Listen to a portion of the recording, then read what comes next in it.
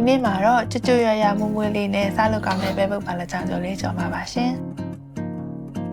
အရင်ဦးဆုံးကြက်သွန်နီကိုပပလေးလှီးပြီးတော့ကြက်သားမုံတောင်းကော်မုံလေးနဲ့နည်းနည်းနေထားပါမယ်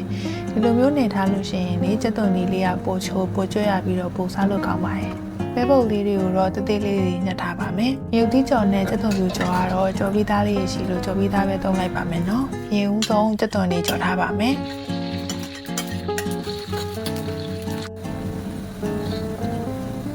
ကြက်သွန်လေးတွေကဒီနေထားရောက်ပြီဆိုရင်ဆဲလို့ရပါပြီရှင်